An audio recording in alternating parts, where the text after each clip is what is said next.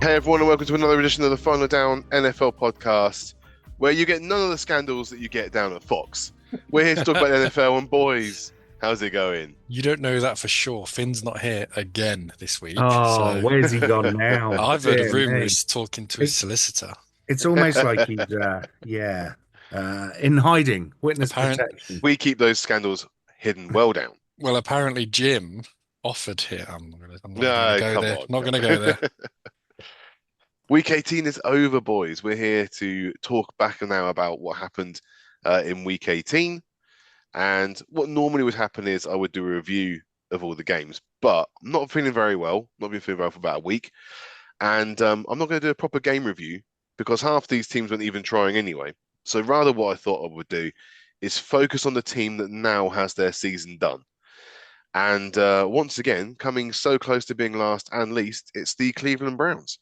3 wins, 4 quarterbacks, and second overall pick in your pocket for the privilege of sucking yet again. And a Deshaun's only partridge win. in a pear tree. Yes. Deshaun's only win came against the Jags, so by the time his Achilles died of shame, the fans were cheering for the change. Jameis got a win over the Ravens on his first game as a bump, and he beat the Steelers in the snow. But this team has offered its belly to far too many teams this season.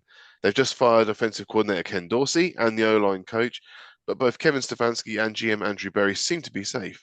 Not sure why. The final score in their last game was the Browns 10, Ravens 35. I'm going to stick up for Kevin Stefanski here because Go on then. when you're in charge of the offense, which he is, although he's given up play calling duty Bit at of the moment, everything. which seems a bit weird, that stinks a little bit of me going, look, it's not my rodeo. Someone else has got to go. But Mm. I think he's a good coach. I think he's in a terrible spot. And if you put most coaches in that spot with having numerous quarterbacks, your main one being Deshaun Watson, it's going to be difficult. So I think he gets a little bit of a free pass. Someone's got to go. It's a shame it's not the owner because he's the one who's put him in this position. Um, but I think it's a bit harsh. It's a bit harsh on all the coaches because what are you meant to do? It's a it's a bit of a show. Can't argue with any of that, to be honest. I do agree. I think Stefanski's probably, I don't know, I'm not sure he's good. I'm not sure he's bad. Well, I think he's just one of those. he's two-time coach of the year and he's done enough previously. I'm not saying that he Yeah, necessarily he, deserved it or didn't, but he's bought himself enough he's got leeway. credit in the bank, Yeah. which is what's important at the moment. I guess the question will be is, does he actually see a way forward for this team?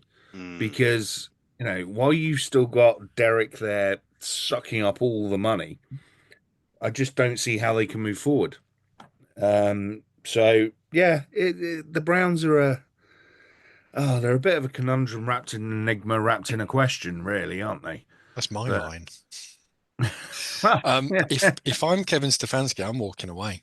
He's looked like he's wanted that's to walk that's away all season, though. You see him in Mm, interviews, just like, yeah, well, I need to do better and blah, blah, yeah. blah. he must have some clause in his contract that says if you walk away, you owe us 90% of your wages back or Mm. something. I'd pay that. You still get to I'd keep be very 10%. tempted. I'd be very tempted. Yeah, Yeah. I'm not sure there's enough money. Bearing in mind he's going to walk into another job because he's still got credit in the bank. If Yeah. he carries on like this and he has another season like this, that credit starts eroding with a lot of other teams. Mm. Yeah. Well, at the moment, he's still there. So that's the Mm. Browns, and that's their season done. Let's move on to the next game. Let's do the Bengals 19, Steelers 17. And what a season for the Bengals. A 5 game win streak, and they still don't make it into the playoffs. Well, maybe starting 1-4 isn't a good idea. Despite Mhm. having the league leader in passing, touchdowns, and receiving yards, and this year's sack leader, there is no better example that this is a team game. And you better allocate funds to the non-shiny areas too, as this team lost far too many games due to incompetence by the many, outweighing the talent of the few. One could argue it's kind of the opposite problem for their final round opponents, but I wouldn't say that. I They've got the think, Triple Crown winner as well, yeah, They do. and Jamal Chase. It's Mm. insane the amount of talent that's on this team for them to be so poor so early in the season. Yeah. I But then, think of course, that they lost might. to the Patriots, didn't they? Which was the big one because Patriots' final win, and they don't get the number one overall pick, and the Bengals loss. They're out of the playoffs. Yeah, They've lost silly games all season. They shouldn't have. They lost against the Chargers in November, and they shouldn't have lost that game. I mean, there's literally games all over the shop. Yeah. I think though that your review of that might be the best that you've done all season Oh, thank you.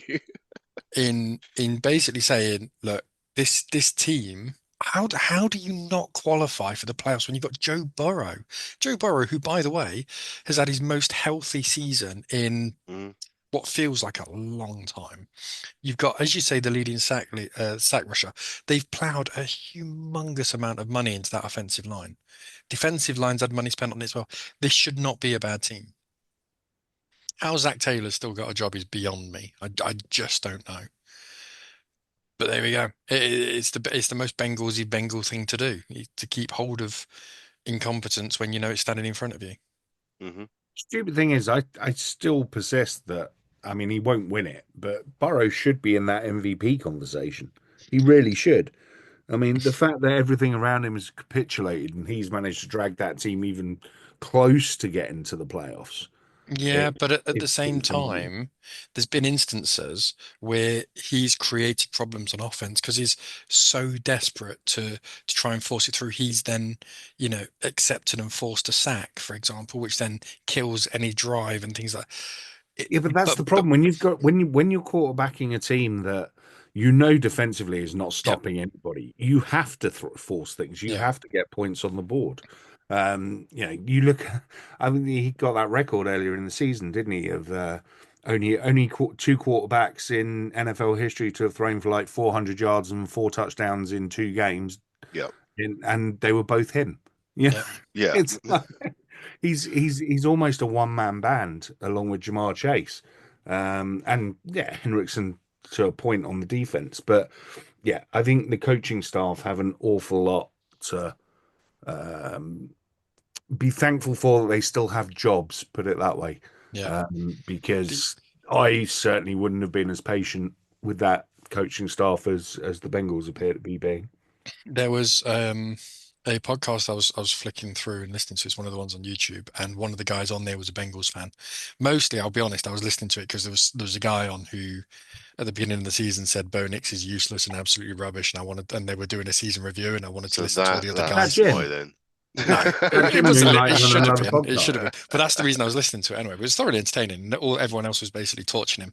But this guy was a Bengals fan. He was moaning at the fact that the Bengals can't get him any support, etc., etc. The one point that was raised is one of the reasons they can't do that is because Joe Burrow's taking up 61% of the cap space. That figure might not be absolutely correct, but he's like the highest paid guy in the NFL, and that's going to limit the reason that's the reason they can't keep T Higgins because they're paying him too much. If he said, "Look, I'll forego 10 million of it," like Tom Brady used to do, Hmm. you'd be able to keep your second favorite receiver. That's a simple fact. So there's an element to have your cake and eat it, but also at the same time, if you're moaning about the amount of talent around you, which Joe Burrow has come close to in interviews at times this season, you've got to realize the reason for it. Mahomes never does that. He never sits there moaning about it. He says, "Look, we've got to do better as a unit." Yeah, but you know, Yeah. you're never going to give up 10 mil of your salary when you're buying Batmobiles. So Yeah. it's I have no idea what you're talking about, He's but bought a Batmobile. Joe Burrow literally bought a Batmobile. Yeah. I mean, I can think of a million other things I'd rather spend money on, but Hmm. hey, he's already owned it, so he can give it up for next season, right? Well, there you go. I mean, He you are knows what's right to a happening. degree. When you are pouring that much of your cap into one player, it is Yeah, going to limit you. But you know that going into the season, so you scheme for it. Make but other ways of covering holes, as it were. And the Bengals just didn't do that. They just didn't learn at all throughout the season. But it's Um, also the difference between getting a C linebacker and an A linebacker, because the only difference between those two is about 4 million quid. yeah, And it's one of the things that, I mean, if you look at the two best quarterbacks in the modern era, Brady and Mahomes, Brady would regularly give up money for his guys. And there's sometimes yeah, he's going into a season, he's only 12 million quid. You think yeah. you're like sixth or seventh on your team. And then you look at Mahomes. Mahomes signed that, what was it, 450 500 mil. million, yeah, 10 10-year years, deal, which 500 everyone mil. everyone thinks, bloody hell, it's a huge amount of money. It is, but Spread out. spread Cap out. money. The cap, they're just pushing it down the road every single time. Yep. And the only choice that the Chiefs have had to make recently is Chris Jones or Tyreek Hill. and you pick Chris Jones every single time. Mm. There's a chance Tyreek Hill It might end up worked. back there. Yeah, absolutely worked. But that's a team-friendly deal. The two best quarterbacks have absolutely done that. If you want the best players around you, that's what you have to do. And there's a reason the Chiefs are able to sign good players that they draft. And it's the reason they're going to be able to re-sign Nick Bolton, re-sign George Karlaftis. And they're going to be able to do that because they've got a quarterback who's given money out. The Bengals are in a position where they've got a quarterback who's earning too much money. They just need to shut up and get on with it because you've got Joe Burrow. You're paying him a huge amount of money. I'm not going to say the reason they're not being successful. He's certainly part of it. His um, cap count, but he's earning every penny of it as well. So this isn't a knock on Joe Burrow. The way he's playing this season, he's earning every single penny of it, but it's cause and effect. Yeah, absolutely. And that's the kind of parity that the NFL have always been striving for, is not having one team that just because they have a rich owner, they are miles ahead of everybody else. So, it shows that the cap system works. And let's be honest, what can you buy for 50 million that you can't buy for 40 million? Answers on the postcard. I was going to try and think of something clever there, but my brain's There not is quick nothing. enough. There is while nothing. while you think, I'm going to move on to the next game. Let's do the Bills 16, the Patriots 23. It's hard to tank a game when the other team's also resting their starters because they have dog walked your division. The Patriots probably thought that pulling Drake May after one series and putting in fellow rookie Joe Milton would guarantee the loss and the #1 overall pick. Problem was Joe Milton isn't a scrub and proceeded to run rings around the Bills, albeit backups. Scoring one in the air and one on the ground officially, there was another touchdown called back too. The win was immaterial to the Kraft family, who had Jared Mayo out the door before halftime on the next set of games. Patriots now pick 4th and are hoping that Mike Vrabel would take their coaching job, I think. But yeah, 16-23, and the Patriots are picking first. No, picking 4th. Fourth, not first.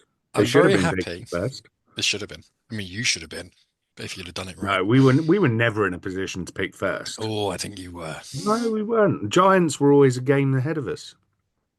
I mean, the Until they Giants did weren't. their best to try and Until cook they it up. weren't. But then we there was a then went time. and beat the Saints and Exactly. So there was a You time know. when you could have had the #1 overall pick. No, Anyway, we couldn't have had the #1 overall. We weren't that Patriots. bad. Patriots. Yeah, absolutely were. Patriots, please.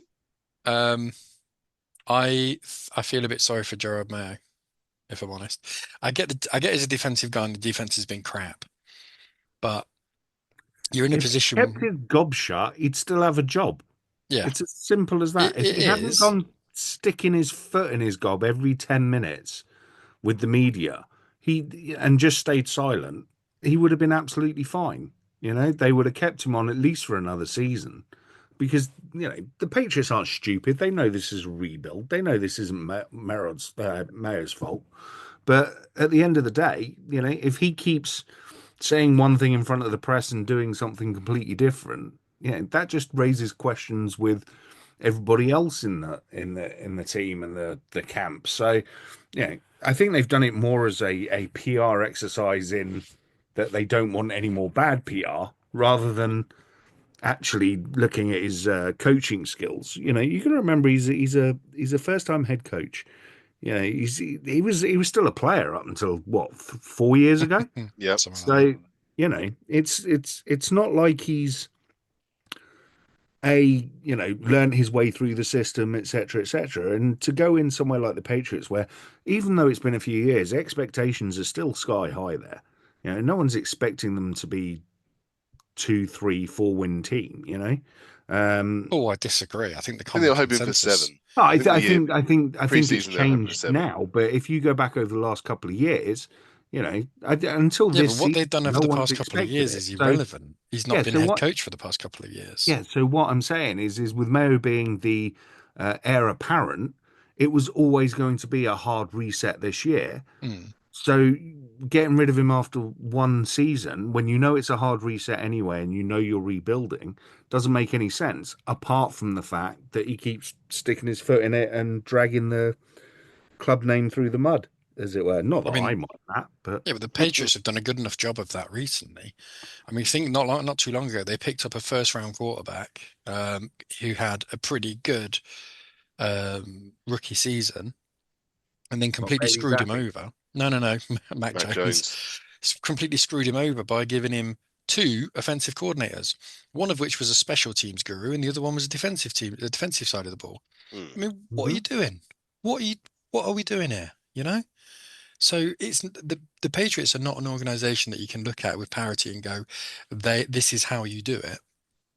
So if I'm a Patriot supporter, I'm really worried about what's going on.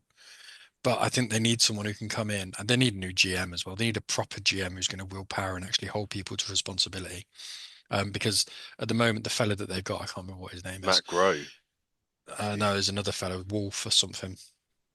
Well, And there's a couple in there, but yeah. yeah, and it's just there's too many. What's the saying? Too many cooks and not enough chefs. I can't. Whatever the too many. Spoil the broth. There, that's the one. There's two. It's just you need one guy in there who's in charge, who actually knows what he's doing. You put someone in who's going to be able to say, this is the way we do things, like the Chargers have with Harbaugh. For years, the Chargers have had terrible coaches, and they've always done it cheaply. They've said, right, we'll pay Harbaugh, we're going to pay him 18 million a year, 50 million or whatever it is, and we're going to pay you 50 million a year. You're in charge. And they're doing things right. That's what they need to do, but they I think won't. what they were hoping to get with Mayo was Mike Vrabel without the cost. I think they're trying to do it on the cheap. They're trying to get in a guy that had been in the building his entire career and someone that would just keep things going, wouldn't cause any issues. And from what I've been reading, Mayo was trying so hard to not be Belichick, he was ending up making like tripping over himself. Mm. And every position group coach was brand new. You know, they had no experience, so there was no kind of through line about discipline or just the basic stuff. Everyone was learning on the fly. Bit of a mess situation, really. But Yeah. I feel bad for Mayo because obviously didn't get really any chance at all. But at the same time, then the results have done him in. So the point where they couldn't wait for that game to finish to fire him. I mean, honestly, you can't wait for Black Monday to do No, this. exactly. That was the thing that got me, was that they didn't even wait until Black Monday. It was literally, Arseless. hour Yeah. after the final whistle. Yeah. And you don't write 1,000 words in an hour. That was done on the Saturday. Yeah. Yeah, So they just didn't care what happened on that yeah, last game. They just do couldn't it. wait to get rid of him. Just do it beforehand. If you're going to do it, and if you're going to do it that close off, just get rid of him beforehand and put someone else in charge. Mm. What are you waiting for? Or just wait until the Monday. Have a show a bit of class about you, but is what it is. Well, the Patriots lost 10 into the Titans game, as not only were they committed to losing, how else do you explain unleashing Will Levis again? But also, these division rivals still wanted to win as well. CJ Stroud was allowed one series and went 6 of 6 for 50 yards and a touchdown to bestie Nico Collins. Derek Barnett got a 35-yard fumble recovery score too to help pad the score. And the Titans now get the number one pick. And I think they probably take a quarterback unless they're offering silly picks to move out. But General Manager Ran Carthon won't get to make it as he was let go on Tuesday. That game finished with the Texans 23, Titans 14. I think the Texans might be the most talented team to be picking number one overall in quite some time. I said the Titans. Especially as it's the That's what I Titans. meant. That's what I meant. Did I say Texans? You I meant did say Titans. that. I meant Titans. Titans might be the most talented team picking first Tennessee. overall. Tennessee. Still another bloody T, isn't it? And they used to be the Houston Oilers. Oh, what's Yeah, I happening? know, yeah. Yeah, I think they've got some real talent, and if they can bring someone in who can steer the good ship Tennessee in the right direction, I think they'll be a fine team. I think they'll be one of those teams next year where you go, how did they win 9 games, especially in that division? If they get things right and they get a GM who knows what Oh, in who that knows what he's division? doing. It's not that I mean, difficult. yeah, they could also, I'm not being funny, they could also sell that first overall pick for an absolute score. Mm. But again, in a weird way, after a three-win season, it's exciting times in Tennessee. I think you're right. I think they've got a core of players there. They Mm. just need to get it right this time. If Yeah. they can get the quarterback pick right, whether that's a pick or a free agent or something dramatic happens to Mr. Mayo Coffee Boy over the summer, then I think the Titans are a bit of a dark horse for next season. But equally, they are just as capable of completely messing the whole thing up and ending up back at square one, even though they've Yes. kind of been gifted the first first pick overall. So, yeah, I think it's an interesting offseason to see what they do. Yeah, I think you're right. I think the defense has kind of proven itself to be there or thereabouts. There are definitely pieces on that offense. You know, Tajay Spears has played well. The offensive line's been pretty good for the majority of the season.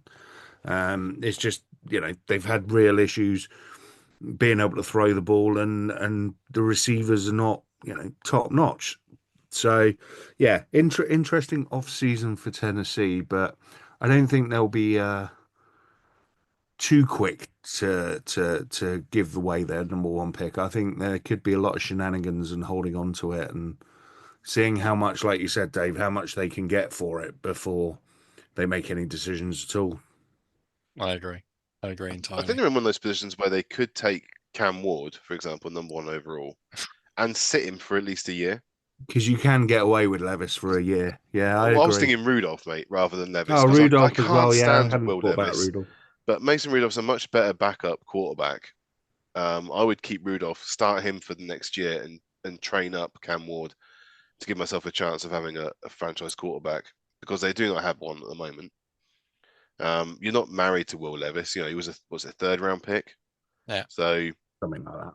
yeah, If it's not as if me, you've got to play him. if it's me, I trade the first overall pick, and I want multiple second and third rounders this year as well. So whoever's got those, as well as a first and a first next year, and I pick up 3 mid-range quarterbacks and hope you pick up someone who's, scary good in the second round. To third me, round. it stinks like something the Giants will do. Mm. Go up with a king's ransom and say, Well, if someone wants to do it, And then pick up a receiver. and then pick up a receiver. Yeah, absolutely. Someone to go opposite Malik Neighbors. Yeah. Oh God. There we go. Okay, Or so an let's look at offensive guard. the Commanders 23, Cowboys 19, and Dallas. It all fell apart from week 2 when the Saints came into Jerry World and nailed 44 points on you. Dak had found a season-ending injury by week 10, but you don't turn to the kid you traded for just to see what you've got until week 18, when the backup's incentive clause is about to kick in. Many predicted a That was weak showing insane. from the Cowboys after their inability to fix any of their problems from the offseason. It'll be interesting to see what they do this time, as Mike McCarthy wants that Chicago job and has been denied even the chance to go for it. How about them Dallas Cowboys? Dallas Cowboys. That's on the Mike McCarthy thing. That's really, really shitty, by the way. Mike McCarthy's out of contract this summer. He's out of contract in January. End of Yeah, January. let him speak. Like literally weeks. That is so bad. The guy's out of contract in a couple of weeks. You're probably not going to give him a new one. No. And you're denying him the opportunity to get a job for next season. Why? What's the point? Because that's the way Jerry does things, isn't it? It's just if it's so not going to benefit classless. him, he's not going to do it. It's so classless, but I'll rescind that if they offer him a new deal. But right now, it doesn't look like he's signing a new one. It shows how cheap he is just from the fact that he didn't play brains gone quarterback that didn't play Cooper Rush just so he could get his 250 grand incentive. That's how cheap he was. I mean, we said when Prescott went down that Lance should at least get a few games to show what he can do and all the rest of it. And what do? They wait till the pointless last game of the season where nothing's on the line particularly, and you're just saving yourself 250k. Joe James lost 250k by not putting some bloody curtains up in the windows. So do you know what I said earlier? The Cowboys are a mess. They're an absolute mess. Yes, they've got players. They've obviously got my brain's going. Wide receiver. CeeDee Lamb. Thank you, CeeDee Lamb and Micah Parsons. And but that we don't know if you've got Micah Parsons for long. Well, they might not have. But at the moment they still do. So it's the same old Cowboys, isn't it? They will always flatter to deceive. They will always talk a good game, but when it actually comes down to it and putting a product on the field, it's always lacking and woeful. It's been that way since the mid-90s. It's it's just never changed. Well, some seasons are better than others, but to have 7 home losses, that's kind of special. It's insane. You can't do that. At least had their kind of undefeated home team, didn't they? couple of years ago. I'm but amazed now, that stadium is still standing, to be honest. I would have thought those fans would have rioted by now. They're used to it. As you said, it's been the mid-90s. It's not the first time this has happened. They're used to it. they've got But they goldfish brains usually as well. win a few games at home, you know? When I said earlier that the Patriots are, really, really need a GM, there's only one team that needs a competent GM more than the Patriots, and that's Dallas. Someone who's not the owner and not as emotionally invested as Jerry is, because he makes bad decisions. Or as old.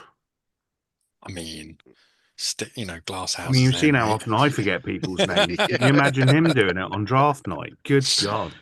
Yeah, that is hilarious. But no, it's things like I don't want a GM who's going to ask his 17-year-old grandson who he should draft. I mean, come on. Who's good on Madden this year? Yeah. It's good enough for the Jets. It's good enough for the Cowboys. Yeah, well, ain't that the truth? Let's look at the Saints 19, Buccaneers 27. The Saints end the season beat down pretty thoroughly. The team has tried to deny reality and the cap by shifting contracts down the road, hoping that playoff appearances could see them through. But after a fast start with 2 games scoring over 40 points, the wheels came off almost as fast. There was a 7-game losing streak in there as injuries mounted up, especially on offense. They at least got rid of Dennis Allen, but Mickey Loomis is still looming around the building as GM. It'll be interesting to see what they do from here. Odds should be good that they just stick with Darren Rizzi like the Raiders did with Pierce last year. But it was a tough old year for the Saints. I haven't looked at the interview list for the Saints. I don't know who they're actually sort of edging towards signing as the new head coach.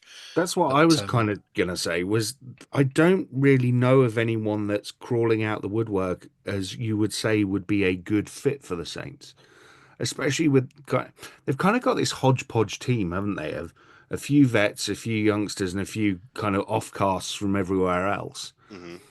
And then, but there's no real kind of, you can't see where the obvious pathway is to becoming a better team in the next 2-3 years. Whereas, like you said, Tennessee have got pieces, even Dallas have got pieces. The Saints, you kind of feel like they're just treading water and trying not to be too bad. Yes. So I think it almost needs a complete overhaul. But then we've said that for about the last 4 years as well. So, the odds are that's not going to happen. So, yeah, I think it'll be interesting to see who does end up getting that head coach job. I next just season, don't see where they go, to be honest, at the minute. I think next I season, need them to make some moves before they being able to have plot a course. minus 63 million in cap space next Yeah, season. that's not going to help, is it? So whatever they do, they're going to need to do it soon, and they're going to have to be extreme about what they do. Yeah. And that's never been their way. No, absolutely not. Especially with Mickey Loomis shuffling around as well. Yeah. And to be fair, just to go to this one game for a minute. Yeah. They were in this game. They were in this game all the way through it was a great game. The final quarter. It wasn't like they got steamrolled 27-0 and then got 19 garbage time points. They were playing well. It was just, they just don't. I don't know, man. There's just something about them, and it's not just Derek Carr. I just don't see what their plan is. I don't see where they have no identity as a team. They're not a running team. They're not really a passing team. They're not a heavy defense team. They're not a team. Well, they're yeah, a team. maybe that's it. They are less than the sum of their parts. 53 men show up on a Sunday. Yeah, there is one shout out I do want to give the Saints though. Last play of the game, they knew the ball was going to Mike Evans and they stood off and let the ball go to him. Yeah. It would have been, everyone knew it was going there. Someone could have gone in, stood on the line, jumped it and gone for a pick six. They kind of just went, let him get his 3 million quid. It's a brothers union at that point. What does 8 yards matter to us? I mean, let's be honest. The difference in attitude to that compared to the Dallas game, it's just chalk and cheese. You know what I mean? It's like Dallas equivalent over 250K in this. No, the Dallas owner doesn't want the Dallas quarterback to get a 250K bonus. Yeah. The opposition defenders are saying to the said let him get his 3 mil Players bonus. won't stop players from getting money. It's ridiculous, isn't it? But I support that 100%. What difference does that 8 yards make to any Saints player? No. Nothing. Nothing at all. So yeah, let the guy get his bag. A lot of people are upset about it though. But hey, people Well, get let 'em. upset about everything nowadays. So But it's certainly nowhere near the level of Strahan getting Favre for that, Oh, the sack extra at sack. the Oh, to take the record. So yeah, it's fine. Let's look at the Bears 24, Packers 22, and the Bears. They had sacked head coach Matt Eberflus by Thanksgiving, but didn't seem to have much of a plan about who was taking over the operations moving forwards. But it looks like they will have to work with Ryan Poles, who hasn't been given the walking papers yet. It was nice to see the Bears get a win over the Packers, though. After 11 games between the two have gone to the frozen brie lovers. It also ended a 10-game losing streak for the season for Chicago. For it to happen on a last-second field goal felt pretty poetic too. I mean, they did celebrate like it was the Super Bowl. And to It be was fair, their I Super don't, Bowl. it's their Super Bowl. I don't blame them. I really No, don't blame them. I After the support it hype going into the 100%. season and the way the season's panned out, I think, fair play to them. Not even that. We're not too far removed from the Chiefs beating the Broncos 37 times running or whatever bloody hell Yeah. it was. Yeah. And if they were jumping up, the Broncos were jumping up celebrating. Anyone who's moaning about that, just calm it down a bit and just realize the significance, because it is significant. I have nothing to say about this game. It was a bunch of backups against a not very good team. We'll talk about the Bears then. Yeah, well, that's what I'm saying, against a not very good team. And Oh, right. technically, the Bears are a bunch of backups. You just happen to be starters. Hmm. No, I think in certain circumstances, the Bears have been unlucky this season. But in other ways, they've also made their own luck, which has not been good. So it's a season to forget for them. They'll move on. And in terms of head coach, don't get mine. Get someone decent. Get an offensive coordinator. They're interviewing. Mike McCarthy is an offensive guy. No. But I mean, a young offensive coordinator who is someone who's going to come in and you're going to think, actually, he's a really, really good, he's a good prospect. Ben Johnson, someone like that, for example. Everyone wants Ben Johnson. Everyone wants Everyone Ben Johnson. does, but I there's a worry reason he that if does. Ben Johnson's a head coach, he doesn't have the playbook to go with it. Yeah, you want Ben Johnson as offensive coordinator. I just want him as an offensive coordinator, just dealing with the offense, not having to worry about everything else that a head coach has to put up with. Mhm. But he's done an incredible job with an Oh, offense. he has, and so I think absolutely he deserves to be a that head guy. coach somewhere. Yes. Absolutely, he does. But from a purely greed point of view, as an NFL fan, I think if I wanted Ben Johnson in my team, I wouldn't want him as a first-time head coach. I'd want him as a coordinator. Now that's not going to happen. Clearly, he's going to end up somewhere as a head coach, but it'll be interesting to see whether that extra responsibility and all those extra things that he has to do impacts his ability to come up with a playbook. Yeah. Either way, he's going to have to bring someone in to be offensive coordinator who can build a game plan with him. Absolutely. But I think his playbook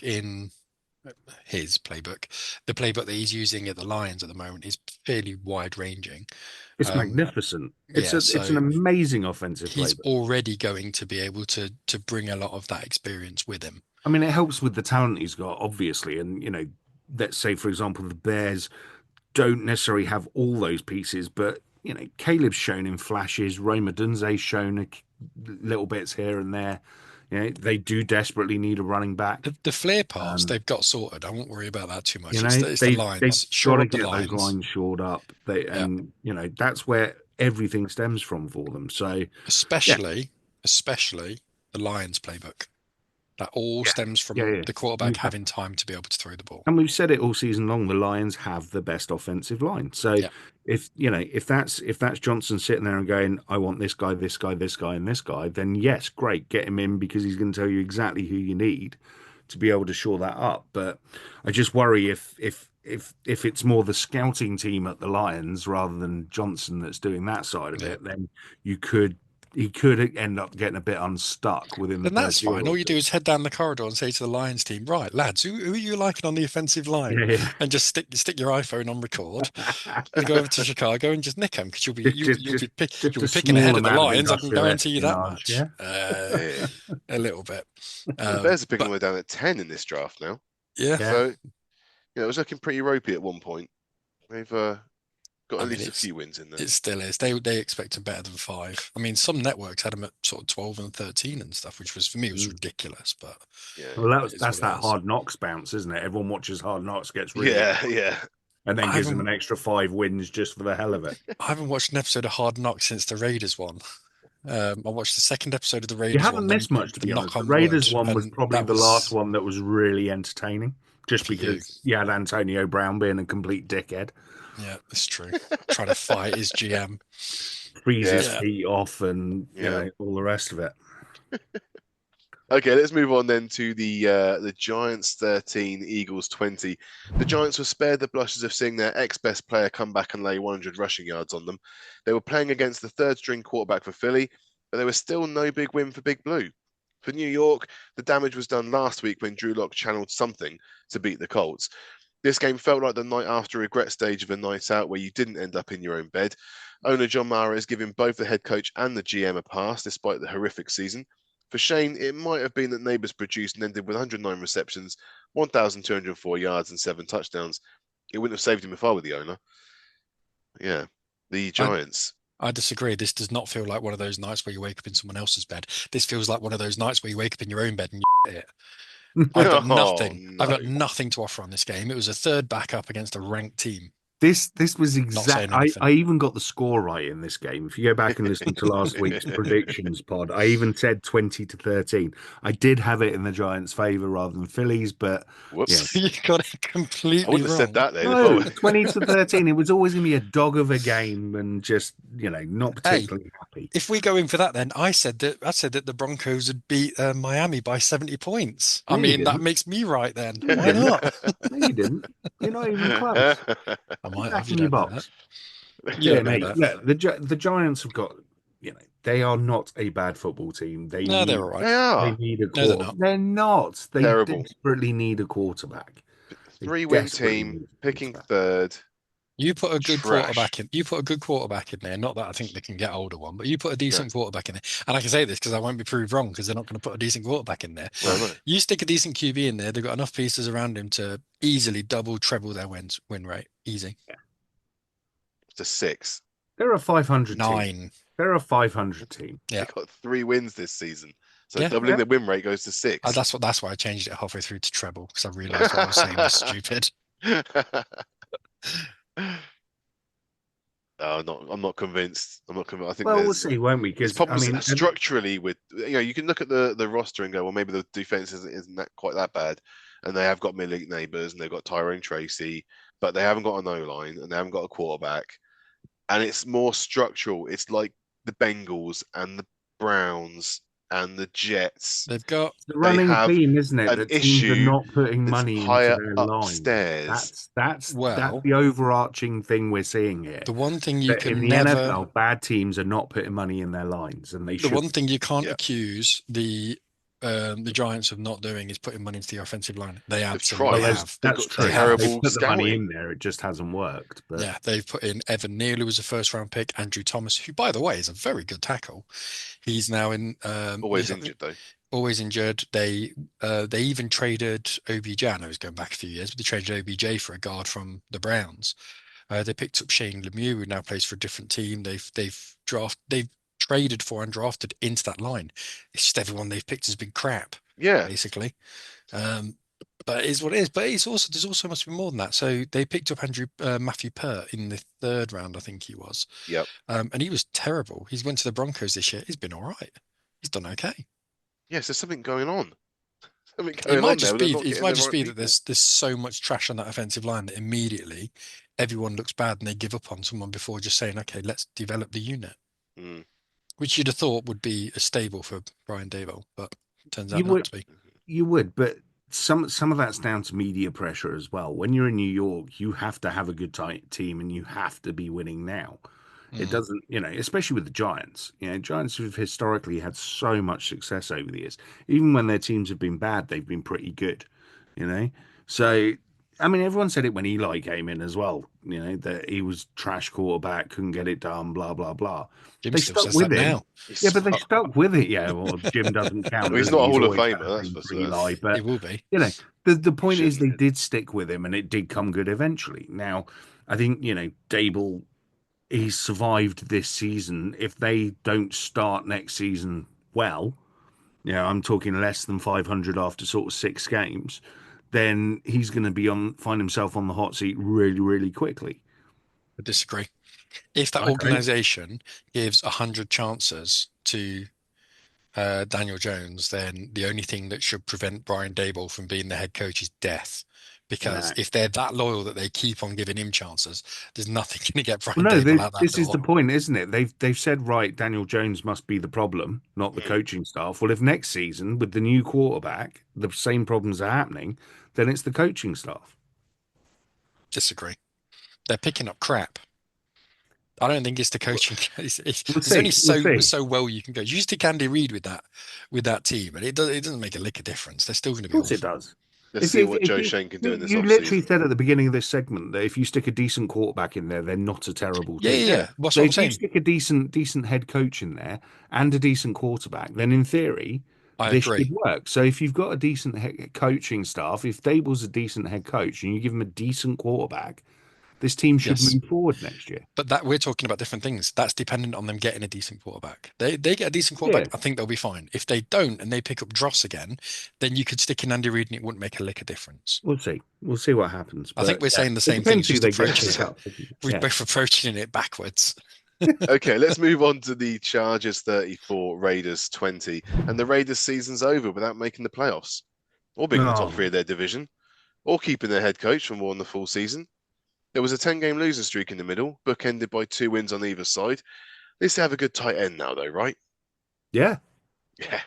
Yeah, Two. I think Two of them. at the beginning of the season, you literally sat there and laughed at the fact that Tom Telesco was our GM. Well, I will laugh forever, mate. well, He's I still don't think you still your should because I think he's kind of in that first year. He's actually done all right. Oh, yeah. It wasn't part of the Antonio Pierce hire. That was all Mark Davis off the back of the players, liking him or something like that. He then picks up Bowers. Glazer's played all right. Powers Johnson's been good. He's proven that he can bring players in. The problem we've had this year has been that the coaching staff has been absolutely dreadful. You go back to early in the season, and yes, we beat the Ravens, but equally we haven't been able to have a run game all season long until, for some weird reason, Amir Abdullah in the last 3 games has suddenly turned into a decent quarterback at the running back at the age of 31. Look, I think, is it the right decision to sack Pierce? I don't know, but I do think there's a minority owner that has come in this season that will probably have had a word in the ear of senior ownership and possibly said, look, this is not how you build a winning franchise. Now, whether that same minority owner who can't speak out necessarily when he's on television because he's a minority owner. Is it Colin Cowherd? Is that what you're talking Yes, about? absolutely. No. The quarterback who You can should say not be Tom named. Brady, right? You can say his name. does- I'm still not sure I'm able to It say his name. does make a Your change. owner. You having a TV presenter as an owner rather than a head coach and a GM. Yeah. That's true. That's It very does, true. That's very true. I'm half expecting Michael Parkinson to pop up, and then I remembered he's not around anymore. Yeah. Look, there have been times this season that the defense got absolutely destroyed by injuries at the midway point, and it just kind of all crumbled from there. You were right. I thought Minshew would be a decent bridge quarterback. He turned into absolute trash. In fact, I think probably one of the things that stopped us from getting a higher draft pick was the fact that he broke his collarbone. So we had to play Aidan O'Connell, who He turned out to be a actually lot better. proved to be Yeah. serviceable yet He'll again. sling it, won't he? Aidan O'Connell will throw the ball. He played really well against the Chiefs a few weeks ago and was unlucky in that game. He's shown little signs. He will be a backup quarterback in this league for a long time, but he's not a starter. So, Crosby, he's played injured whilst he's played this season. Then he got shut down for the last few games. Honestly, I hope we don't trade him, but I've got a bad feeling that he's the sacrificial lamb this season. I think he will.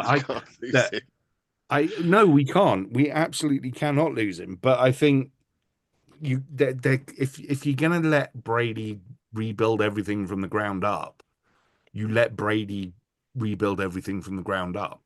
So I don't know. It's going to be an interesting one. As far as the head coach goes, look, you can't. End of the day, it's a results business. And over the tenure of his season and a half, he's lost a lot more than he's won.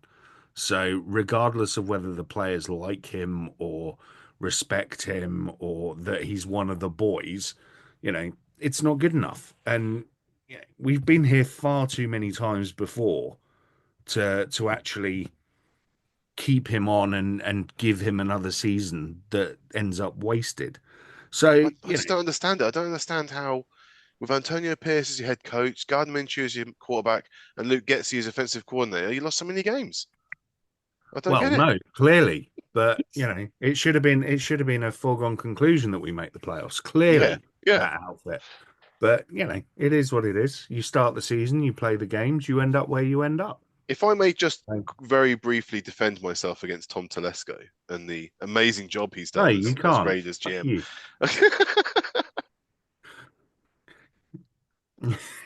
Go on then. He's got none. I'll just- He's got absolutely none. No. If you're picking 13th overall in any draft, I would hope that I would not mess up that pick too badly. Okay, it can Jim, happen, how many years but the have odds we are been pretty doing good this? that you can do How it. many years have we been doing this where the Raiders have reached for a player at 12, 10, 13, All right. and picked someone that should have been picked up at 34 or something? Oh, okay. So we're So judging him based on the Mike Mayock's. Well, no, it's not just Mike Mayock, is it? Go back over the years. It's literally been Yeah, about Reggie 15 years McKenzie. since we Oh, took best you've player had the available. worst, mate. But I just don't think that think- Tom Telesco just put this one draft that he's done. Okay, he did okay with Brock Bowers, Jackson Powers Johnson, Could have Delmar had CeeDee Glaze. Lamb when we Those are took your Ruggs. first three picks. Yeah. Your GM is based on how good you can do lower down in the draft. Great. I don't But think I Tom want my Telesco knows first three players. picks in first. Look, this roster has been so bad for so long Yeah, that I just want stability initially. If Well, you're going that's to get fine. me three good players in the first three picks, that's a start. And like I said, Okay. the thing with Telesco is that you can't really judge him too much on this season purely because he wasn't there when Pierce was in and putting the coaching staff together and all the rest of it. So, it's Yeah. very much a kind of almost year one this year for Telesco coming up. But Right, I he do, shouldn't be I blamed do for hope Antonio that Pierce. that Brady and co have stepped up to the plate and helped out a little bit with the coaching. I mean, Vrabel, let's be honest, is probably the obvious choice there.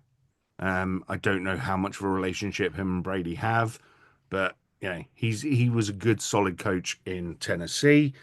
I don't quite understand why he wasn't in the league last season, but we'll see where it goes. But I would I think expect the problem Vrabel to is come in and be he's on sensible. he's on everyone's wish list. Of course he is. Of course he is. Um, But He we're was the only one that quite wasn't getting happy the to job last overpay year. our coaches, aren't we? Vrabel was a bit of a strange one. We haven't talked about him too much, but he was the only person left without a chair at the end of last season. well, let's not forget he was coaches working hire. for the Browns this season. Yeah, We but did do still some keep him bits busy. and pieces. It was more just keeping him in the league, wasn't it? Even still, he was working for the Browns, so he was still in the league. I'm not But I worried think about he was that. I'm like just saying that why hasn't someone come to him before then? deputy director for player personnel or something. I think it's more likely that he just said, "Look, if I'm going to take charge of a team, I'm not doing it halfway through a season." And he was fired late by the Titans from memory. Mm. Yeah. So you might want to go in and say, "Look, I want to go into a team. I want a full preseason. I want a full set of OTAs. I want to draft properly. I want to judge what I need." Because it's okay as sitting there going, "This is the team's needs." But until you go in, you go, "Actually, this player's a pain in the arse. I want to get rid of him because he's going to make my dressing room a lot better." And let's be You honest, don't necessarily know. it's a lot easier to scout and get yourself ready for your next head coaching position if you're in the league on a team and have access to everybody's data. True So, story. Yeah, even the Browns. even the Browns. Yeah. So let's move on to the Seahawks 30, Rams 25. And the Seahawks, typical Finn isn't here to give us any high-depth analysis here. They ended with a 10-7 record that was good enough for 5 other teams to be playing in the playoffs this season, including the LA Rams, who won the division on the strength of schedule. It was a decent season for rookie head coach Mike McDonald. Leonard Williams was snubbed from the Pro Bowl, but did more than enough to get in. And their linebackers have improved through the season. So annoyingly, lots of positives for next season. I got nothing on either of these two teams. I think the Seahawks are in a good spot, to be honest. I don't think missing the playoffs this year is terribly dreadful for them. Yes, they've got a better record than some other teams that have made the playoffs. Yes, they probably have a starting 11 on both sides of the ball that would easily rival half of the playoff contenders in the NFC. But on the flip side, they're very young. So I think another year of decent coaching, you know, I just don't feel sorry for the Seahawks. I think they're in a good place, and I think if they can just add pieces here and there where they're really needed, then and try and avoid some injuries as well. Another team that just for some reason this year there were injuries galore. But yeah, I like the Seahawks. I like what they're doing. Um, like, it's head coach's first year, they're building something. I just hope that they don't end up with a Jets Geno collapse somewhere along the line before they get the next quarterback in. That's the key because they're pinning their future on Geno Smith, and that's not going to lead them to success. No, probably not. But if you've got enough around Geno Smith, then it helps. It certainly helps keep him on the straight and He's a narrow. better O-line. Need to do something on the line. Yeah, but then what's his ceiling? A wild card win? Great. Divisional win, I could Yeah. see. I could see him I getting a can't. divisional win. I can't. I really can't. I don't Think think. how close they've played the Vikings the last few times they've played them. I mean, the benefit to them is the fact that they're in the NFC. Jared Goff played in the Super Bowl. Yeah, Jared Goff's good. You can't compare Jared Goff with Geno I Smith. think he's in that No, he's not. that group. He's not. You've been looking at the Ringer too much. That's the problem. So I I haven't think watched the Ringer at all. no, it's just their quarterback ratings are shocking, by the way. Okay. I just think that if you're serious about going for a Super Bowl, then you ditch Gino and go with someone new. And if you're not serious about it, what are you in the league for? It just feels like he's a middleman, and he's too good to get rid of, but he's not good enough to win you anything.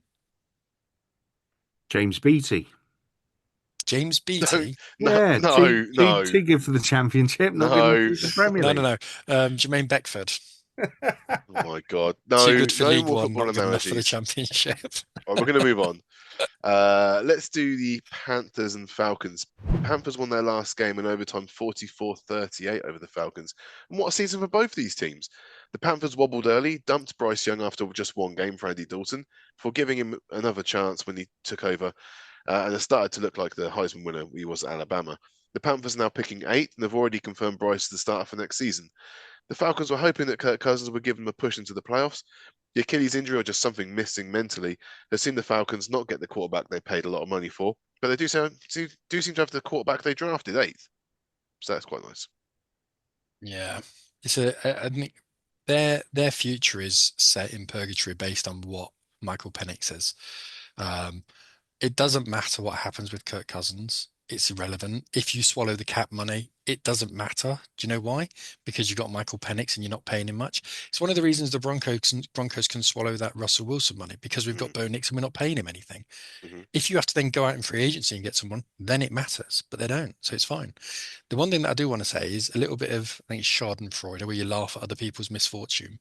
At the beginning of last season, the head coach of the Falcons, whose name now currently escapes me, but you two will tell me. It's Raheem Morris. Raheem Morris. I was going to say Raheem D'Amico Morris. Ryans, but it's definitely not him. He's Texas, or Tennessee. And at the beginning of the season, he was asked why is his coaching staff so large? Why has he got so many positional coaches and all that kind of thing? You know what he said?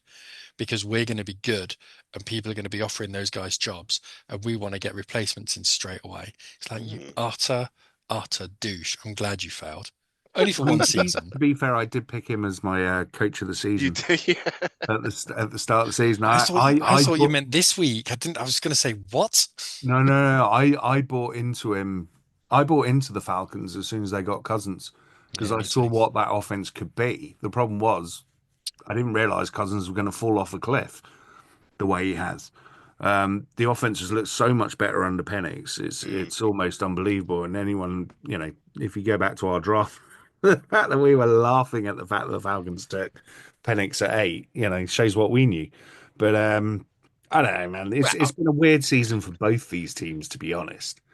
It wasn't really bad that we were laughing and say everyone was laughing they took Penix, because why would you spend a lot of money on Kirk Cousins to then draft in Penix? Well, But yeah, no, it makes sense. It makes sense, but it just it's unbelievable. We've seen it before though, quarterbacks falling off a cliff and just never getting back to it. So, even this season, you can look at Rodgers and Kirk Cousins, and we've had Peyton Manning do it. It happens all the time that quarterbacks stick around too long. I think the Panthers are an interesting one because if they can get a bit of consistency in their play, they've got a core there that might just about be able to do something. yeah, I think the benching of Bryce Young earlier in the season obviously helped him because he's come back looking twice the player that he was before he was benched. So again, it kind of feels like both these teams are on an upward trajectory, but the Falcons have probably got a few more questions around them at the minute, purely based off what we think they should have been this year. Especially that defense. That defense, the whole point was that they got their pass rusher. They've got some pretty good defensive backs, but it never really seemed to turn into a defense that could either stop the run or the pass. So, yeah, I think questions around both on an upward trajectory. I feel slightly more confident in what the Panthers may do in the offseason than the Falcons. Just also to say, Finn did also have Raheem Morris as coach of the season. Well, of course he did. That's who I picked. Yeah, Jim, you had D'Amico Ryans, and I had Shane Steichen. What are you on? Shane Steichen. Wow. Wow. What are you gonna do? Let's do the Dolphins and the Jets. They face each other in the Jets won 32-20. Two teams barely clinging onto sanity though. Both were married to their quarterbacks for richer or poorer, in sickness and in health. Tua did another shuddery impression that we don't like to see, disappearing for 4.5 games at the start of the season. Though he would come back and the results would improve, the Dolphins are wedded to this being the expected output. No wonder Tyreek was so frustrated at the end of the game. For the Jets, the 2-season experiment should be over with Aaron Rodgers. The team needs a kick in the pants once again with a reset, hopefully less costly this time. Rodgers to Pittsburgh. That's what I say. Say what you like. That's my hot take. What a take. Now, place it in the bin where it belongs. I'm punting. Yeah. Yeah. It's been a disaster season for both organizations, but for different reasons. I think the Dolphins can call this the lost year because it was just nothing but injuries and underperformances. Most of that's married to the fact that Tua was missing for so many games. And when he was there, they looked like a completely different team. But it goes back to what I've said in the past couple of weeks. The fact is, when you've got Tua, he's the most important player on your roster. The second most important player is who's going to be filling in for the 6 games he's missing. That's what they have to do. They have to now go and get a good backup. The thing that's really been weird for me for the Dolphins is seeing Mike McDaniel kind of unraveling. How much of that is because he hasn't got so often on the sideline, just going, "Oh my god," and and just the game falling apart, and he doesn't have a way out of it. He came in as the uber intelligent wunderkind offensive coordinator that would make all this stuff, all this magic happen with Tua and Tyreek and Waddle, and Achane, and he's done a great job in some respects, but they do seem to, when they're losing games, he doesn't seem to have a way of pulling them together, and he's not a Dan Campbell type. He's supposed to be the Poindexter that draws up the plan, in the sand that they go and win the game with, and he hasn't had that this season, and it's been tough to watch because I think he's maybe bought into his own hype a little bit too much. He's been wearing the big shades and falling into this personality, but it doesn't seem to be serving him too well when the chips are down. The chips have been down a lot this season, and now Tyreek Hill wants out. Although he said he did. He said he wants out. Yeah, they've had a meeting since to say that he didn't say that. He's going to be frustrated when he's on the pitch straight after the game, or just Well, in the locker probably the room reason they're afterwards. saying he doesn't want out is because they realised as soon as he said that in public that It's the Devontae asking Adams. price, It's just the look at what asking happened price with that Devontae they Adams. can now offer is so much less. Yeah, it's exactly the same situation. Devontae Adams, he went to a team that he thought was going to go somewhere. Yep. It hasn't happened for a couple of seasons and a couple of reasons. So now he wants to go somewhere else. It's every diva receiver that believes their own hype playbook. Antonio Brown did the same thing at the Steelers a few years ago. They all do it. Odell Beckham's done it. Absolutely every single receiver. Stephon Diggs. Yeah, Doesn't they all do it. doesn't Beckham play for Miami now? So No, they've he got released week 12 or did something. he? Yeah, Jesus, shows how his career's gone. The fact I didn't yeah, even know that. yeah. I think he had like 9 catches for the season or something. So they went with the point. Never mind. But yeah, Dolphins are a weird one. I really don't know what I think of them at the minute. And, the whole it all revolves around Tua, doesn't it? I think when he got his first concussion this year, it was kind of a case of he really needs to sit down and seriously think about whether he needs to continue to do this because it's not doing him any good, and they're becoming more and more frequent. Mm. But of course, that does then put Miami in a bind of what do they do next season, blah blah blah. And it's kind of it's kind of a testament to Tua and his fortitude that he doesn't want to put the Dolphins in that situation. But at the end of the day, he's got to look after himself. Yeah. Someone that's not worrying about anyone else but themselves, Aaron Rodgers. I really do hope that he's not in New York next season, for New York's sake, if nothing else. They're picking 7th, so just after the Jets, just after the Raiders, and I've got to they've say, still got I'm the not same old fussed. problem. I'm not fussed if he's there or not. Don't mind. No, I Steve, have no qualms with him being there. nasty. It's not. I just listen. They screwed over a lot of people in order to get him, Oh. and they've got an ownership who I'm really not all that keen of. Mm, They got rid of the only competent coach that they have in the building. It looks like they've got an enormous yeah. amount of young talent on that team that, quite frankly, they're wasting. Mm. Where does the sympathy factor come in? For the fans. Okay, I genuinely don't We're care. moving on then. Fireman That's Ed, we bugger. feel for you. There you Yeah, Yeah. Let's look at the 49ers and the Cardinals. Cardinals won that last game 47-24. So the 8 and 9 Cardinals beat the 6 and 11 San Francisco 49ers into last place in the NFC West. Both these teams have been disappointing. For Arizona, they took the supposed difference maker at wide receiver, but then failed to properly utilize him. It was more frustrating in those few games where Harrison did flash, because it just reminded you of what Jonathan Gannon wasn't getting from his high draft pick. For the Niners, this is really bad. Purdy didn't cement himself as the franchise boy at quarterback. He was only ever as good as his supporting cast allowed, and most of them were injured. Big contracts continue to roll around on this roster. It'll be fascinating to see what Kyle sticks around and the music stops on this dance, because they've just removed defensive coordinator Nick Sorensen. So another year, another defensive coordinator gets canned from the 49ers. there's a lot of calls for Salah to go back in, which I think is interesting. Really? Okay. I think the 49ers are in the biggest pickle at the moment. They're between a rock and a hard place. Do you keep all of, which level of, because they're in a position, let me explain myself a bit better. They're in a position where they've got lots and lots and lots of talent, but you can't afford to keep it all. So which talent do you retain? Yeah. There's an argument for getting rid of Bosa because he soaks up a lot of money, but look at what you're losing if you can keep him fit. They've already had to jettison some talent from that team. Chase Young, who played half decent when he was there. They've signed 2 wide receivers, which is a daft thing to do, or re-signed 2 wide receivers to a large contract, because that is a daft thing to do, because you're foregoing talent on the defensive side of the ball. But please don't tell me that you believe in the quarterback you've got and you're going to pay him $50 million a year, because if you do believe that, then quite frankly, you deserve all of the misfortune that you're going to get.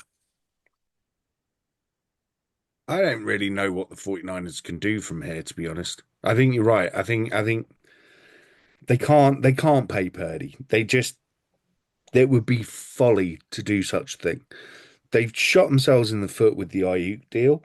They had perfectly serviceable receivers in Jawan Jennings and Ricky Pearsall Mhm. that would have, more than covered, especially this season, more than covered what Ayuk was doing. Yep.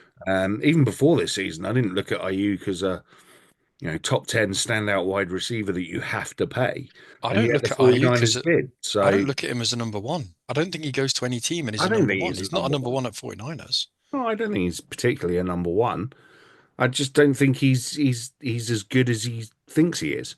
I think the problem is he's been on the 49ers where he's been used as the number one, and so therefore has that, mindset that's what he should be. Debo quite clearly doesn't want to play that kind of hybrid role, halfback slash receiver. Um, it's just a bit of a mess, isn't it? And they're going to need to do some wheeler dealering to get it sorted out before next season. I made a prediction earlier on in the year that I thought at the end of the season, head coach walks. I'm still not convinced I'm wrong. I think there's a good chance he says, do you know what? I want a year out just to sort of reassess my life, spend some time with the family, blah, blah, blah. But if he gets the band back together with Salah, do you think he'd do that? Depends. Salah's interviewing for head coach jobs. Oh, yeah, and quite well he should. Yeah. But if they don't come off, then and San Francisco go, come on, then let's get the band back together and see what we can do. That might have the influence on Shanahan to not Shanahan. It is Shanahan. It is Shanahan, isn't it? I mean, that's all hyperbole. Yeah, no, I absolutely. think, Of course it is. But I think there's a possibility of it happening because they're in a tough spot. And again, they're at the biggest crossroads and it can very, very easily go both ways. oh yeah, their window is shrinking very, very, very quickly now. It's a shame that. Right. So You sound gutted, mate. You sound gutted. so sincere. got a few games left. So we've got the Jags and the Colts. The Colts won that in overtime, 26-23. Now, both the Jags and the Colts are responsible for this Texans team making the playoffs, and I'm mostly blaming the Colts. The team had potential, but I don't have faith in first-time head coach James Steichen to make the most of it now. For Jacksonville, Doug Pederson is now physically checked out rather than just being mentally gone like he was since Trevor went down in week 13. That team really needs to keep looking at their defense, as Brian Thomas Jr. provided a sliver of hope to the Jags fan base.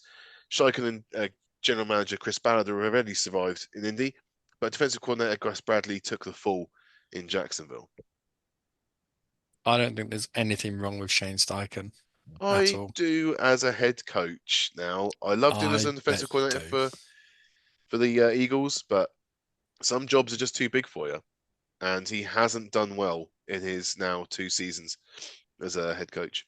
It's difficult. It's difficult to be a good head coach without competent quarterback play. And I think that's where it starts. That is his fault entirely. I think that's where it starts, ends, and supposed to be finishes bringing in Anthony Richardson, and he has a diamond there that he hasn't polished. Does it? Has he? Yeah. Really? He's only for a season. I mean, been there for 2. Yeah. Listen, man, if there's been numerous times when Anthony Richardson's not been able to go through progressions and missed an 8-yard pass by more than 8 yards. Look, I love both of you guys, but you guys are shit at quarterbacks. That's you got to know when you're good and when you're not good at something. So you have some good qualities and you have some bad qualities. There's some blind spots. You guys don't know quarterbacks, all right? So just trust me. He should be dealing with Anthony Richardson not better than he is. I mean, I completely and utterly disagree with that. I know you. I know, Dave, but you just have to let it go. All right. So you're telling me Anthony Richardson's a good quarterback? Yes. Okay. Yes, he is. That's a winner in the league. That's fine. This is a conversation that you and I cannot have. Then that's like me talking to. That's like me talking to a Tommy Robinson fan. It's just not a conversation we could ever meet somewhere in the middle on. Yes, we are so far away. Problems. You have problems. Right now, I'm taking Jordan Love over Anthony Richardson. Yeah, I don't think Anthony Richardson's got anything other than a big arm and can run a bit. But this is why I just said you guys don't know quarterbacks. So you just have to expect that there are some blind spots. You don't have to be a quarterback whisperer to see that he can't read a progression. You don't have to be a quarterback whisperer to see that he overthrows his receivers more often than not. and makes poor decisions. It's not about knowing quarterbacks. It's about literally watching what's on the field. What I'm saying is Shane Steichen was brought in there at the same time as Anthony Richardson to work together to create a scary quarterback, and he hasn't helped his rookie. Has the rookie helped himself? I don't know. I'm not in the room, Yeah. but But I would suggest I've read lots of articles and stuff where they're talking about what's going on inside the building. well, I don't know. We'll see next season, won't we? Because they're not getting rid of him anytime soon. Nope. I don't think Steichen's going to be going anywhere anytime soon either. I think Survived.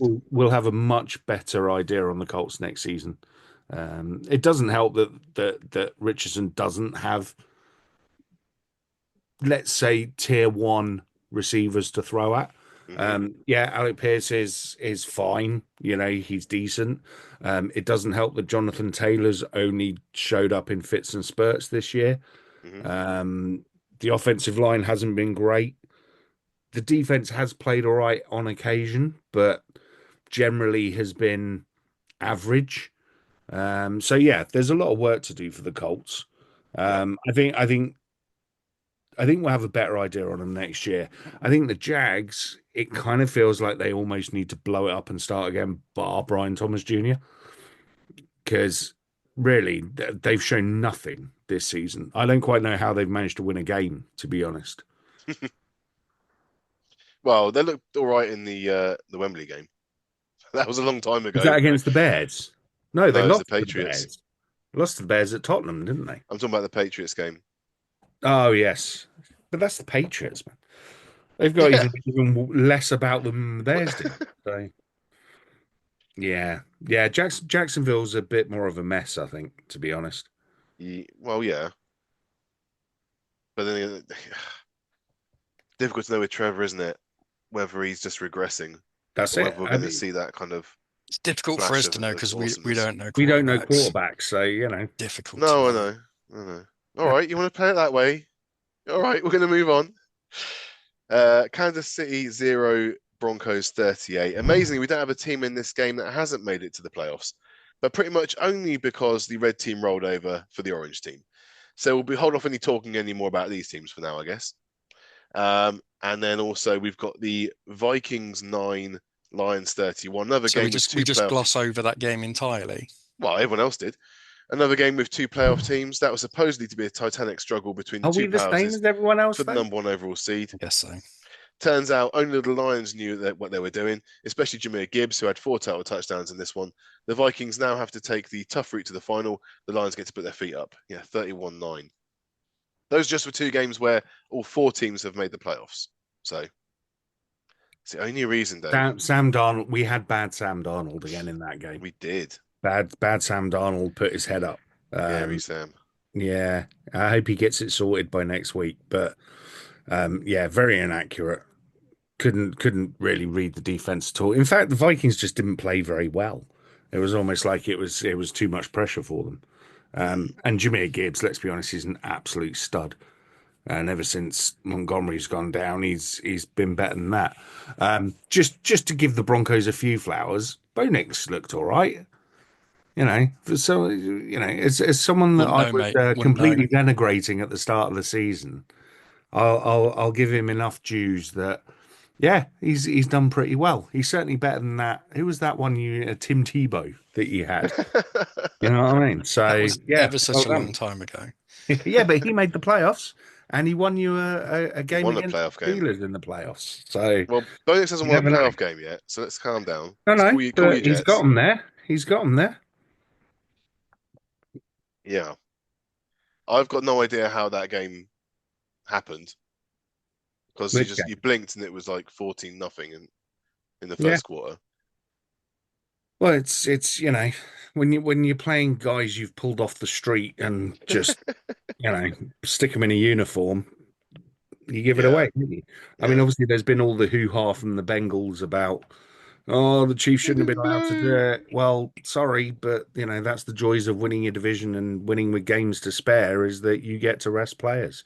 Yeah. If you don't like it, win more games. Absolutely. Those were the 16 games of Week 18, and the eliminated teams, obviously, after Week 18. I don't know if we've got any power plays, Bunk. We do. We have power plays. Final Awesome. power plays of the regular season. So here we go. Hat trick hero, Jahmyr Gibbs. I don't think anyone else got a hat trick. I didn't spot anyone else had a hat trick, but yeah, Jahmyr Gibbs absolutely destroying the Vikings. Honorary mention power plays. Damian Pierce is exploding through the Titans defense for his 92-yard touchdown run. We got Malik Neighbors' tightrope walk, 45-yard touchdown catch. Marcus Mariota's fake handoff keeper that fooled the entire Dallas defense and gained 32 yards to put the Commanders in position for the winning score. And Quentin Johnston's one-handed behind the back of the defender catch from Herbert's pinpoint pass in the fourth quarter versus my Raiders. Onto the actual power play. So sometimes you just need to have a bit of fun. And that's what the Bears did to the Packers to open the scoring at Lambeau on Sunday by resurrecting an old St. Louis Rams trick play from Week 7 in 2014. With 6 minutes 52 remaining in the first quarter, the Bears D have done their job and forced the Packers to punt. But little did the Green Bay special teams realize that they weren't tracking the ball, and that although the Bears return team had set up to the left, the ball was actually on the right side of the field. Now, I still don't understand why this ever happens, because surely you just look at where the punter has punted the ball. Yeah. But clearly this isn't something that's coached.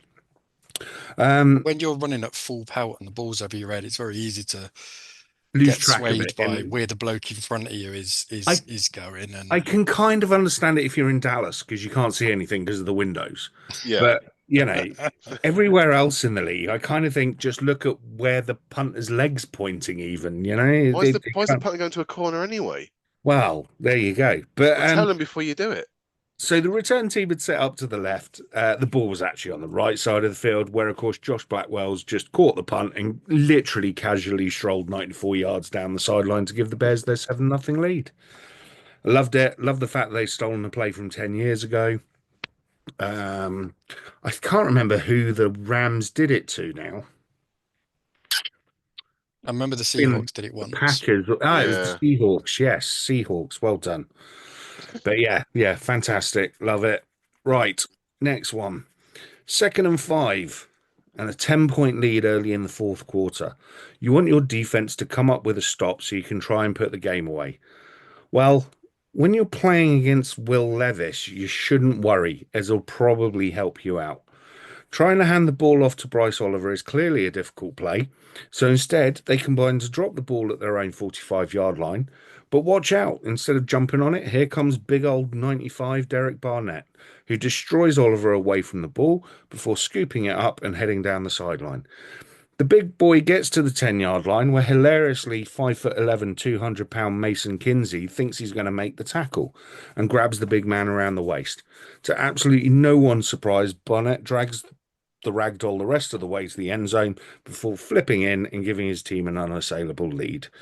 Big man with football is always likely to get in the power plays, and I don't care if you like it or not. I love it, especially for the hit on the receiver as he picks the ball up, because he just sends him absolutely sprawling. And as Michael Pierce refused to do a big man with football return in the Ravens game. Well, yes, maybe he did, but maybe there's a reason for that. So, James Harrison, BJ Raji, Leon Lett, Vince Wilfork, Keith Traylor, Leonard Williams. All these big men have achieved incredible feats as rather large human beings. Well, it is time to add another one to the list. On 2nd and 6, with 2 minutes and 16 to go in the game, the Browns are driving and looking for a consolation score. They've got as far as the Ravens' 20-yard line when Bailey Zappi, not under an incredible amount of pressure, looks to throw the ball through the middle towards the end zone. Well, unfortunately, there's a reason that Zappi is a backup, and he really should get his eyesight checked, as he hasn't seen that 355-pound behemoth nose tackle Michael Pierce has dropped into coverage in the middle of the field. Expecting an easy completion as the running back runs his crossing route, Zappi lets the ball go. Big mistake. Huge mistake. Godzilla-sized error. With the reaction time and reflexes of a cat, that's definitely not Garfield. Pierce jumps the route and makes the interception. Surely now we're in for some fun as he rumbles down the. Oh, hold on, wait, what? He's flumped down to a knee after a 5-yard return. Well, clearly he just didn't want to embarrass Lamar with his running skills. Anytime a man that size gets his hands on the football, I don't care what he does, he's in the power plays. All right. You jump the gun. You I'm jump sorry. the gun. I'm sorry. I can't believe Right. he got in. Huh? I can't believe he got in. Of course I he thought his got in. cowardice with Of a. course he got in. Any 355 pounder that can drop into coverage, cover a running back, step in front of the ball and make an interception deserves to be in the power plays. Fair enough. Right. And finally, it's 1st and goal midway through the second quarter, and you're looking to put your divisional rivals under pressure on 1st and goal. The Broncos had a play that would have made Bronco fans a very happy bunch. But as it was against a team of bums off the street, it doesn't deserve a write-up. So sorry, Devon Vele and Dave, but the double deflection touchdown is not going to be in the power plays this week. Never. That's it. Power plays. Done. Thank you very much, Punk, for the power You're plays. very welcome. Always appreciated. We're going to go away now and get ourselves ready for the wildcard preview round podcast. Wild card weekend. They've messed about with the schedule as well. It's ridiculous now. Yeah. It's Saturday through to Tuesday rather than 2 games Saturday, 2 games Yeah. Sunday, and 1 on Monday. I Yeah. don't give a we're at 6 o'clock on Sunday. That's all that matters. I don't care less. That's the premier game for me. You're not Yeah. going to be fast forwarding that one, no? That's not your I'll watch it catch up game. live. My game's at 1 o'clock in the bloody morning. Oh, Might be best for you to skip that one in a way. I don't have to worry. I'll get to watch every second of the Broncos Bills. I'm looking forward to that. Okay, so yeah, make sure, guys, you got this far. You've got to go and sign up for patreon.com/final down now. That's just how it is. And make sure to check out our stuff on there. But until next time, I've been Jim. That's been Never David. That's been Punk Raider. Thank you very much for listening.